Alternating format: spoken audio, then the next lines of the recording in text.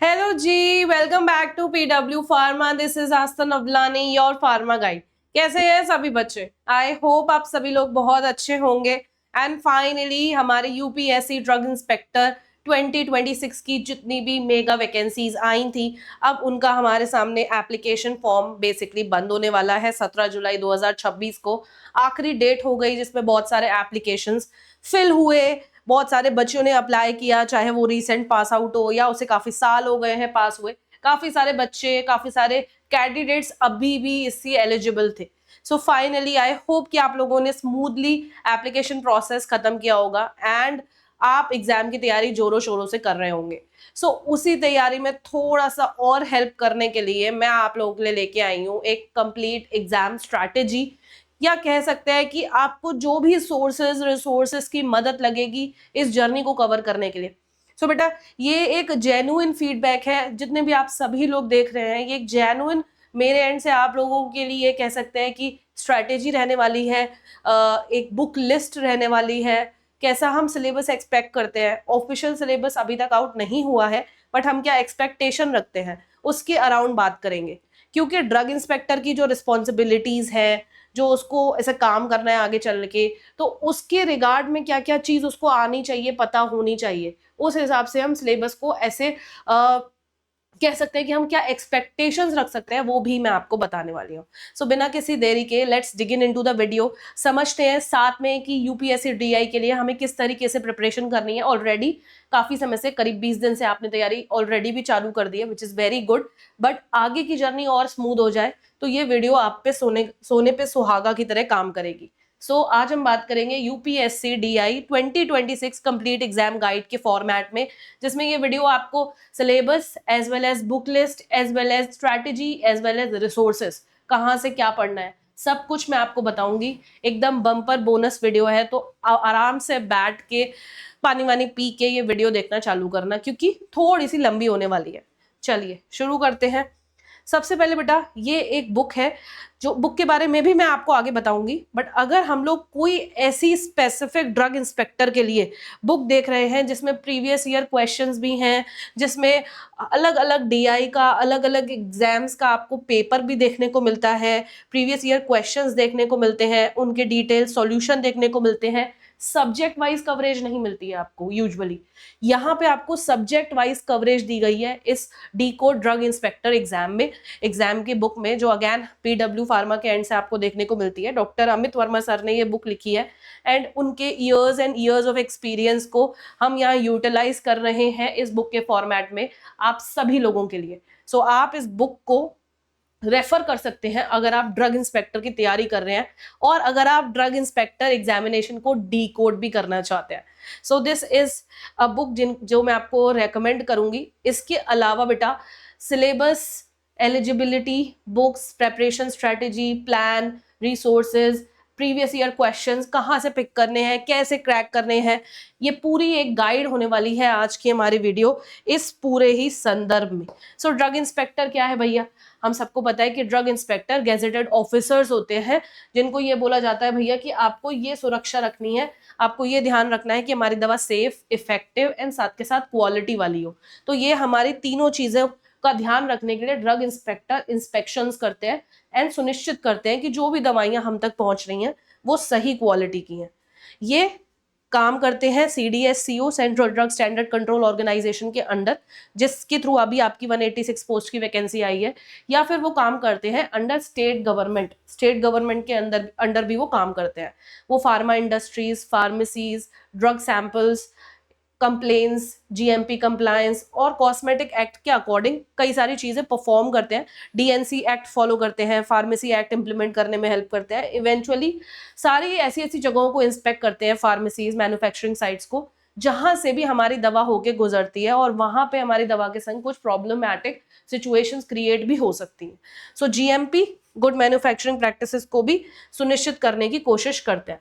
Drug inspector और उनका regulation process में एक DI इंस्पेक्शन करता है, सैंपलिंग करता है, उनकी टेस्टिंग करवाता है जो सैंपल उसने उठाए किसी फैक्ट्री से या किसी प्लांट से, फिर लीगल एक्शन लेता है अगर उसमें कोई गलती पाई जाती है तो और पब्लिक सेफ्टी का ख्याल रखता है। सो यूजुअली ये फ्लो रहता है, ठीक है। अब ये जॉब हमने क्यों करनी है, डीआई की जो आप ये जॉब कर रहे हैं क्यों कर रहे हैं, what is the purpose behind this, क्यों इतना इतना हाइप है, क्यों इतना कह सकते हैं कि आप लोगों के अंदर इतना जोश है इस पोस्ट को लेके। फार्मा के अंदर बेटा सबसे highest of the highest ranks में यही ड्रग इंस्पेक्टर, ड्रग कमिश्नर की पोस्ट होती है। यूजुअली ड्रग कमिश्नर्स की तो पोस्ट हमें बहुत रेयर ऑफ द रेयरेस्ट देखने को मिलती है, बट ड्रग इंस्पेक्टर की पोस्ट ऑन एंड ऑफ हमें देखने को मिल रही है। 23 में 16 में हमें देखने को मिली यूपीएससी डीआई की, और अगर स्टेट डीआई की तो आती रहती है बेटा। इसीलिए सबसे पहले सेंट्रल गवर्नमेंट जॉब है, दूसरा आप एक गैजेटेड ऑफिसर हो, एक ऑफिशियल मार्क मिल रहा है आपको एज फार्मासिस्ट, जो कि एक बहुत बड़ी चीज है। रिस्पेक्ट मिलती है आपको, सैलरी का भी मैट्रिक्स आपका काफी अच्छा ही रहता है यहाँ पे, मेडिकल बेनिफिट्स आपको मिलते हैं, पेंशन भी अकॉर्डिंग टू एनपीएस आपको देखने को मिलती है, प्रमोशन अच्छे मिलते हैं, and yes field as well as office work दोनों इंक्लूडेड रहता है। तो ये जॉब सिर्फ और सिर्फ अच्छी चीजों के संग, और अच्छी चीजों के संग भी आती है, कुछ इसके कह सकते हैं कि मेहनत वाला रोल थोड़ा हमें ज्यादा भी देखने को मिलता है, क्योंकि फील्ड वर्क भी इन्वॉल्व है, और ज्यादातर बहुत सारे इंस्पेक्टर्स को अलग अलग तरीके के फील्ड वर्क तो बेटा नेसेसरी होता ही है। अगर आप जनता से नहीं मिलेंगे, अगर आप जनता के लिए काम नहीं करेंगे उतर के, तो ऑब्वियसली इंस्पेक्टर होने का कोई हमारा मतलब ही नहीं रह जाता। तो ये जॉब हमें इन सारे रीजंस की वजह से भी करने की तरफ हम प्रोत्साहित होते हैं, ठीक है। अब एक ड्रग इंस्पेक्टर की कैरियर ग्रोथ कैसे हमें देखने को मिलेगी। सो ड्रग इंस्पेक्टर से वो एक सीनियर ड्रग इंस्पेक्टर बनता है, देन वो असिस्टेंट ड्रग कंट्रोलर बनता है, then deputy drug controller, then joint drug controller, and then finally drug controller. इस तरीके से हमें देखने को मिलता है उसका आगे बढ़ते हुए वो किस तरीके से कैरियर ग्रोथ ले सकता है अपनी, ठीक है। सो ऑब्वियसली आप बहुत छोटी उम्र में भी ज्वाइन कर सकते हैं, 30 साल 33 साल तक के लोगों को एलिजिबल किया है, बहुत छोटी ही उम्र है, बड़ी उम्र नहीं है। तो आप ये पूरा पाथ फॉलो करके कंट्रोलर तक, कमिश्नर तक पहुंचते हैं एक डीआई से, ठीक है। ये आपकी कैरियर ग्रोथ रहेगी अगर आपने यहाँ पे एज पढ़ाई वढ़ाई इसमें जुट के सारा सिलेबस कवर करके बुक्स पढ़ के डीआई का एग्जाम क्रैक कर लिया तो। अब एजुकेशनल क्वालिफिकेशन क्या है बेटा, कैंडिडेट्स के पास यहाँ पे जनरली जो बोला जाता है बी फार्म होना चाहिए, या फिर मेडिसिन में स्पेशलाइजेशन क्लिनिकल फार्माकोलॉजी और माइक्रोबायोलॉजी में होनी चाहिए। सो अभी की जो आपकी पोस्ट है बेटा, उस पोस्ट के अकॉर्डिंग तो सिर्फ बी फार्म को एलिजिबल किया गया है, और अगर डिग्री आपकी मेडिसिन में मतलब एमबीबीएस है स्पेशलाइजेशन माइक्रो के साथ, या फिर आपकी स्पेशलाइजेशन है क्लिनिकल फार्माकोलॉजी के साथ, तो एमबीबीएस वालों को बेसिकली कंसीडर किया जा रहा है, और बी फार्म वालों को इसमें बेटा उनको कंसीडर नहीं किया जा रहा जो लोग एमएससी माइक्रोबायोलॉजी से हैं, बीएससी माइक्रोबायोटेक, इन सबको नहीं किया जा रहा। तो जो भी बच्चे बहुत सारे कमेंट बॉक्स में मुझसे पूछते हैं कि बीएससी माइक्रो है क्या मैम, बीएससी बायोटेक है क्या मैम, एमएससी माइक्रो है क्या मैम, एमएससी बायोटेक है क्या मैम, नहीं है बेटा, वो सिर्फ एमबीबीएस एंड बी फार्म ही इस पोस्ट के लिए एलिजिबल रहने वाले हैं, ठीक है। यूजुअली आपसे 18 मंथ का एक्सपीरियंस मांगते हैं मैन्युफैक्चरिंग, टेस्टिंग, इंस्पेक्शन में, बट यहाँ पे क्योंकि आपकी 186 की बिल्कुल फ्रेशर को भी एलिजिबल बोला गया है यहाँ पे, तो इसीलिए 18 महीनों का एक्सपीरियंस हर जगह अब धीरे धीरे करके खत्म किया जा रहा है। पहले आइडियली ये 18 महीने का एक्सपीरियंस मैंडेट था, बट अब ये वाली वैकेंसी में ये मैंडेट नहीं है, ठीक है। अभी हम लोग बात करते हैं जनरली कौन कौन से सब्जेक्ट्स रिटन पेपर में इंक्लूडेड होते हैं बेटा। फार्मेसी, फार्मास्यूटिकल केमिस्ट्री, कोलॉजी, कोग्नोलॉजी, माइक्रोबायोलॉजी, सोटिक्स, अगेन फार्मेसी के सब्जेक्ट्स की बात हो रही है, then pharmaceutical jurisprudence, current affairs जिसमें आपकी जनरल अवेयरनेस पूछी जाती है। अगेन ये सारा सिलेबस हमारे, ये जो सब्जेक्ट्स आप देख रहे हो, ये सारे सब्जेक्ट्स कंप्लीट ओवरव्यू के फॉर्मेट में आते हैं, जिसमें आपको पता है कि सोटिक्स, कोलॉजी, कोग्नोलॉजी, केमिस्ट्री ये मेन कोर ब्रांचेस हैं। और यहाँ पे गवर्नमेंट एग्जाम्स में ज्यूरिस भी बहुत इंपॉर्टेंट हो जाता है।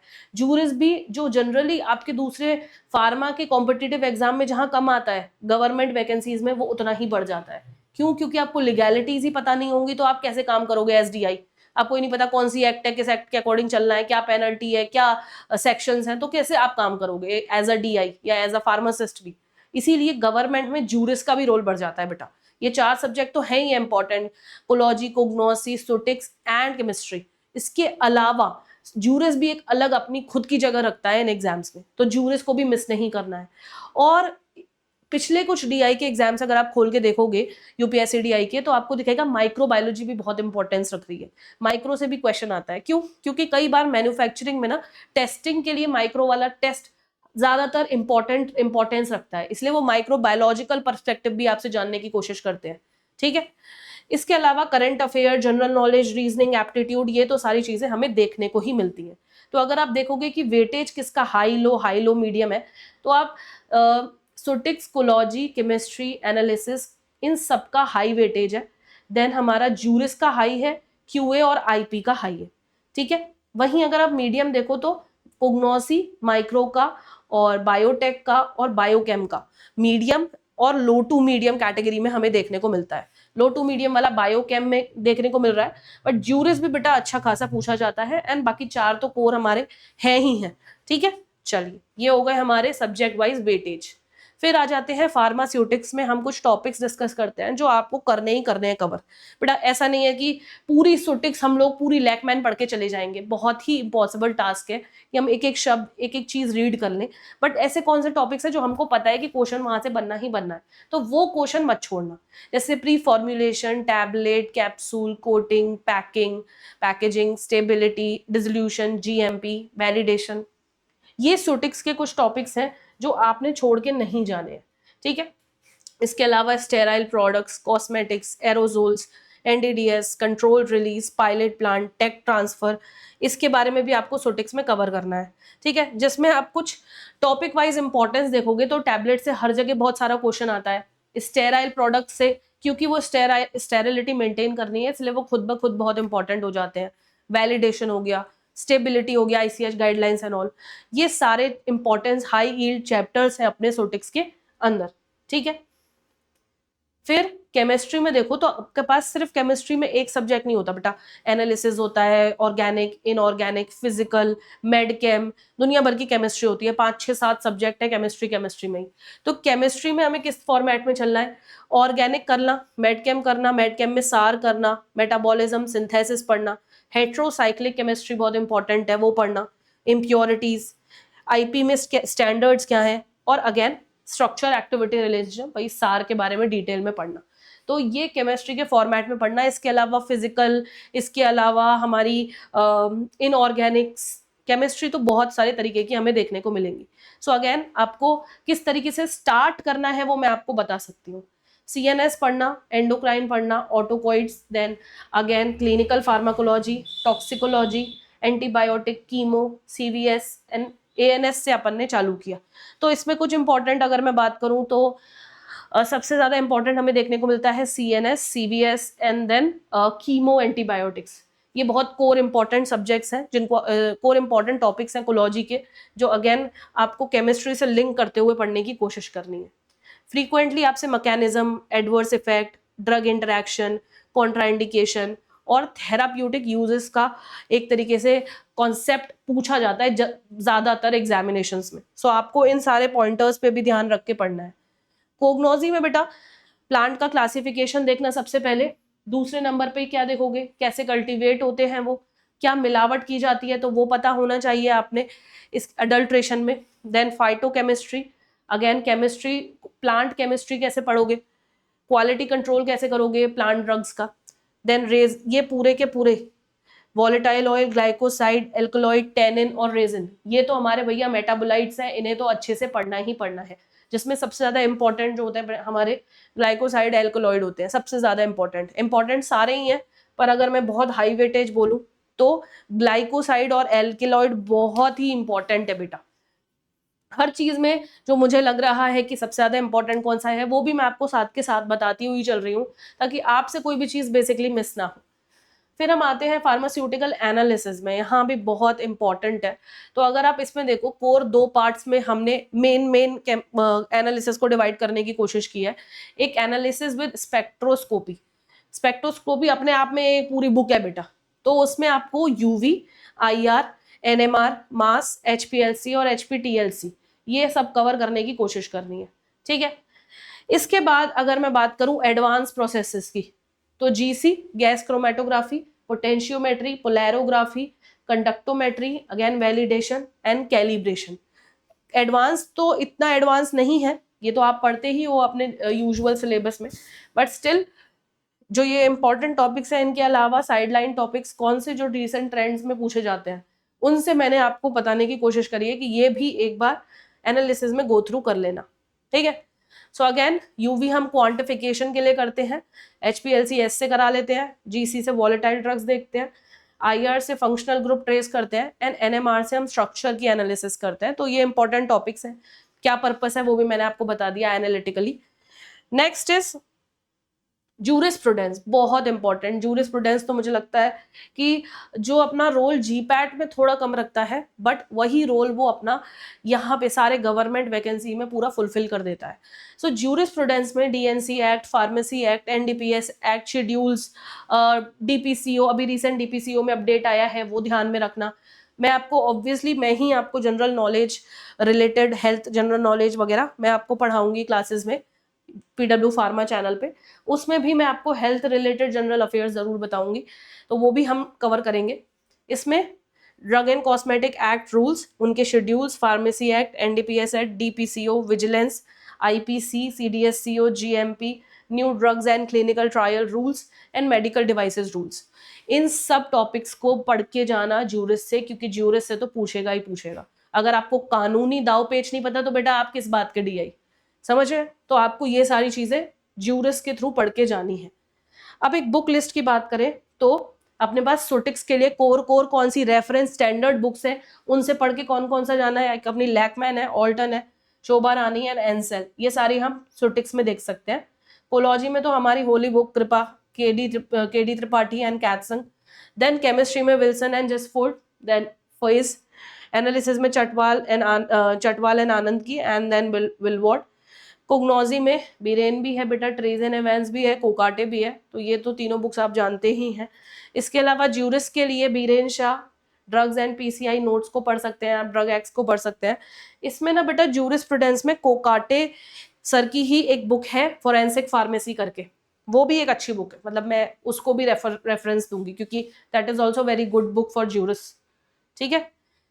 स्टैंडर्ड बुक्स में आपको ये भी ध्यान रखना है कि आपके पास GPAT के नोट्स हो, क्योंकि GPAT में आप most of the syllabus cover कर लेते हो। प्रीवियस ईयर क्वेश्चंस देख लेना, इंडियन फार्माकोपिया में क्या क्या चीजें, मोनोग्राफ्स को एक बार स्टडी करना, DNC एक्ट स्टडी करना डिटेल में, शेड्यूल M देखना, CDSCO अपडेट्स देखना, ICH गाइडलाइंस देखना। रिसेंटली CDSCO बहुत सारी अपडेट्स लेके आ रहा है, चेंजेस हो रहे हैं, तो ये सारे चेंजेस ट्रैक डाउन करो। IP 2026 आया, PCI अपडेट हो रही है, एग्जिट एग्जाम की बातें हो रही हैं, और IP में अमेंडमेंट हुआ है, इतने DPCO में अमेंडमेंट हुआ है, इतनी सारी बता रही हूँ तुमको, फार्मा में चेंजेस हो रहे हैं इस साल कि क्वेश्चन अगर यहाँ से आ जाता है ना तो तुम्हारे लिए सोने पे सुहागा है, तो इसलिए फार्मा वाले तो सारे पढ़ ही लेना। अब पूरी प्रिपरेशन स्ट्रेटेजी को स्टेप्स में समझते हैं क्विकली, ताकि आपके लिए सारी चीजें जॉट डाउन इजी हो जाए। अगर आप नहीं भी थक हार के भी बेटा ये सारी चीजें फॉलो करते हो ना तो आपकी एक स्मूथ DI की प्रेप हो जाएगी, ठीक है। पहला स्टेप अपना है कि अपना एंटायर सिलेबस कंप्लीट करो। डायरेक्ट मॉक दोगे उससे फायदा नहीं होगा, मैं डे 1 से आपको समझा रही हूँ, चाहे मैं कोई भी पेपर के लिए आपको पढ़ाऊं। पहली चीज है कॉन्सेप्ट पूरे क्लियर करके डाल दो। अगर आप MCQ रटने की कोशिश करोगे तो उससे कॉन्सेप्ट नहीं क्लियर होगा। पहले सारा थ्योरी खत्म करो, फिर शॉर्ट नोट्स बनाओ उनके, क्योंकि अभी तो हमारे पास डेट नहीं है, हम आराम से पढ़ाई कर सकते हैं। सॉल्व करो previous year question paper syllabus complete करने के बाद। डेली MCQ का टारगेट बना लो भैया कि मुझे 150-200 MCQ तो लगाने ही लगाने हैं, तो वो टारगेट सेट कर लो। फिर फाइनल रिवीजन करो, जैसे जैसे हमारा पेपर पास आएगा हम फाइनल रिवीजन की तरफ चलेंगे, मॉक टेस्ट करेंगे, एंड देन हम पूरा सिलेबस एक हफ्ते में खत्म करने की कोशिश करेंगे वीकली रिवीजन के नाम से। तो जैसे ही आपके पास अपडेट आएगी UPSC DI की पेपर की, तो ऑब्वियसली हम आपको बताएंगे ही, हमसे आप तक पहुंचेगी वो इन्फॉर्मेशन। बट आप लोगों ने ये बहुत ध्यान से स्टेप्स को अभी से फॉलो करना चालू कर देना है। सो हमें अभी 6 महीने अगर हम मोटा मोटा मान लें, पहले मंथ में सोटिक्स कंप्लीट कर लो पूरा कोर्स, फिर कोलॉजी, केमिस्ट्री, एनालिसिस और कोग्नोसी, देन QA ज्यूरिस, एंड फाइनल 6वें महीने में पूरा रिवीजन कर दो, पूरा PYQ लगा लो, पूरा टेस्ट लगा लो। तो अगर आप 6 महीने मोटा मोटा मान लेते हो तो मैं आपको शुरुआती सारे इंपॉर्टेंट टॉपिक से जाते हुए बोलूंगी कि भैया पहले इंपॉर्टेंट खत्म कर लो, फिर साइड वाले सब्जेक्ट्स को लेते हुए चलना, फिर रिवीजन करके समाप्ति कर लेना। तो ये 6 महीने का एक प्लान हम मान लेते हैं कि अभी हमें एटलीस्ट 6 महीने में अपना सिलेबस खत्म करना है। सो डेली हम टाइम टेबल बनाएं, तो जो भी हम पढ़ रहे हैं एटलीस्ट 5 घंटे तो देने हैं, क्योंकि मुझे लगता है ज्यादा देने पड़ेंगे। बट आप में से कुछ लोग ऐसे हो जो जॉब कर रहे हो, जो कहीं पढ़ाई कर रहे होगे फर्दर स्टडीज, या जो कहीं ना कहीं इन्वॉल्व होगे बेसिकली, क्योंकि डीआई के लिए सिर्फ बच्चे तो एलिजिबल नहीं है, काफी 33-35 ईयर तक के कैंडिडेट्स भी पढ़ाई कर रहे हैं डीआई की।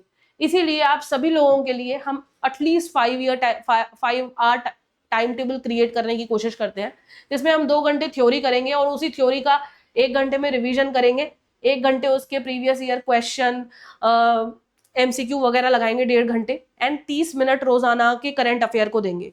तो जैसे यूपीएससी की तैयारी जनरली भी होती है, तो वो लोग तो 3-4 घंटे सीए को पढ़ते हैं बेटा। बट हम लोगों के लिए क्योंकि डीआई का पेपर है, यूपीएससी लेवल का नहीं है, तो हम रोजाना आधा घंटा तो करंट अफेयर को दे सकते हैं। तो रोजाना हम आधा घंटा करंट अफेयर को देंगे, एंड इस फॉर्मेट में हम डेली अपना टाइम टेबल फॉलो करेंगे 5 घंटे का, ताकि हम डीआई के लिए थोड़ा स्पेसिफिक पढ़ाई कर सके। जनरली गलतियां कौन कौन सी हो जाती हैं हम लोगों से, देखो ये पूरा मैंने आपको किस तरीके से प्रॉपर फॉर्मेट में आपको चीजें करनी है वो मैंने बता दी। बट कॉमन मिस्टेक्स क्या होती हैं हमसे, हम रिवीजन कर रहे हैं पर हम पढ़ नहीं रहे हैं, हम प्रॉपर रीडिंग नहीं कर रहे हैं। प्रॉपर रीडिंग करके अगर हम पढ़ाई नहीं कर रहे हैं, हम सिर्फ फटाफट चीजें देख के स्किप आउट कर रहे हैं। अभी कोर्स समय है, अभी टाइम है अपने पे, तो अभी हम डीप में पढ़ते हुए चलते हैं ताकि हमारा कॉन्सेप्ट बेस से क्लियर हो जाए। हम जूरिस्प्रूडेंस को इग्नोर करते हैं, जो कि एक बहुत इंपॉर्टेंट महत्वपूर्ण सब्जेक्ट है किसी भी गवर्नमेंट एग्जाम के लिए। हम मॉक टेस्ट नहीं करते, हम सीधे जो है एमसीक्यू सॉल्व करके सीधे चले जाते हैं। हम जिस हिसाब का पेपर आ रहा है उस हिसाब का अगर हम मॉक प्रिपेयर करेंगे तो बेटा बहुत हेल्प होगी आपको पेपर में बैठने में। सिमिलरली पीवाईक्यू नहीं सॉल्व करे, पिछले साल तीन बार शायद हमारा ऑलरेडी रिसेंट में यूपीएससी डीआई का पेपर हुआ है, उसको प्रॉपरली एनालिसिस करेंगे। टू मैनी बुक्स, हम बहुत सारी जगह सोर्सेज से करोड़ों बुक पढ़ने की कोशिश करेंगे, बट जो पुख्ता सोर्सेज है उन्हें ही छोड़ देंगे। एंड साथ के साथ हम करंट अफेयर्स को इग्नोर करेंगे, जो कि यहाँ बिल्कुल उसका सिनेरियो नहीं हो सकता। क्यों? क्योंकि ये यूपीएससी डीआई का पेपर है। फाइनल रिवीजन में short notes, MCQs, PYQ, mock, week topic को एनालाइज करना, पढ़ना उनको, रिवीजन करना, एंड फाइनली एग्जाम देना। ये आपकी फाइनल रिवीजन फॉर्मूला होना चाहिए। मैं डे 1 से, जिस दिन से नोटिफिकेशन आई है उस दिन से आपके संग बनी हुई हूँ, लगी हुई हूँ, ताकि कहीं ना कहीं जो हमारे प्रोफेशन का सबसे खूबसूरत एक खूबसूरत पार्ट है, जो जिसके लिए हर कोई फार्मासिस्ट एम करता है, वो आप लोग अचीव कर पाओ। ठीक है बेटा, चलिए जी। सो फाइनली गोल्डन टिप्स, एक सब्जेक्ट एक टाइम पे खत्म करो, जो मैंने महीने में आपको बताया है। कंसाइज नोट्स बनाओ, हर संडे रिवाइज करो, एटलीस्ट 8 से 10 साल के प्रीवियस ईयर अलग अलग पेपर सॉल्व करो, 10 से 15 फुल लेंथ मॉक करो, ड्रग एंड कॉस्मेटिक एक्ट को बहुत डिटेल में देखना, इंडस्ट्रियल फार्मेसी, क्यूए, जूरिस्प्रूडेंस, कोलॉजी, सोटिक्स, इनको कंसिस्टेंटली पढ़ते रहना। क्यों? क्योंकि इनसे क्वेश्चन आने के चांसेस काफी ज्यादा बनते हैं। ये आप लोगों के लिए इस एग्जाम की गोल्डन टिप रहने वाली है। एंड अगर फाइनल 30 डेज की स्ट्रैटेजी भी मैंने शेयर करी है, एक बार क्विकली इसको रीड कर लेना, पहले सारे सब्जेक्ट्स पढ़ लेना, फिर previous year high notes mock test करना। आखिरी महीने में जब भी हमारा पेपर अनाउंस होगा उसके आखिरी महीने में आप इस तरीके से प्रॉपरली आखिरी 30 दिन पढ़ सकते हो, जो मैंने आपको यहाँ पे शेयर किया हुआ है। इसका क्विक स्क्रीनशॉट लेके रख लो, ताकि जब पेपर की डेट आए तो आपके पास पहले से ही 30 डेज का प्लान हो, जिसमें आप एटलीस्ट 200 से 250 क्वेश्चन, एक मॉक टेस्ट ऑल्टरनेट डे, 2 से 3 घंटे रिवीजन और 30 मिनट्स करंट अफेयर फार्मा और हेल्थ से रिलेटेड भी पढ़ लेना। ऑब्वियसली मैं भी पढ़ाऊंगी आपको, डरना नहीं है, मैं ही आपको हेल्थ और फार्मा रिलेटेड नॉन फार्मा पढ़ाऊंगी। एंड दिस इज बेसिकली आज का हमारे क्लास का, कह सकते हैं, एक पूरा जिस्ट, कंप्लीट हमारे पूरे सेशन का जिस्ट। बेटा मैंने आपको रेफरेंस बुक्स भी बता दी हैं, साथ के साथ मैं आपको बताना चाहूंगी कि अगर आप एमसीक्यू सॉल्व करने के लिए डेडिकेटेड सब्जेक्ट वाइज बुक देख रहे हैं, then you have the code drug inspector exam की बुक, जिसमें आपको 6000 से ज्यादा प्रीवियस ईयर क्वेश्चन और 80 प्लस ड्रग इंस्पेक्टर एग्जाम के पेपर देखने को मिल रहे हैं। तो भैया ये तो बहुत ही ज्यादा सुंदर, एफिशिएंट आप लोगों के लिए प्रूव होने वाली है। इसी के साथ साथ आज का हम ये सेशन यहीं पे अंत करते हैं। आई होप कि आपको इस वीडियो से वैल्यू मिली होगी। आगे आने वाली कहाँ पे किन किन चीज़ों में आपको दिक्कत हो रही है, परेशानी हो रही है, वो आप कमेंट डाउन करके मुझे बता सकते हो, ताकि हम आपके लिए और अच्छा इफेक्टिव फॉर्मेट में चीज़ें लाने की कोशिश करें। With that, thank you so much बच्चों for watching this video, being here for such a long time. So with that, this is me Astha Navlani now signing off. Thank you ji.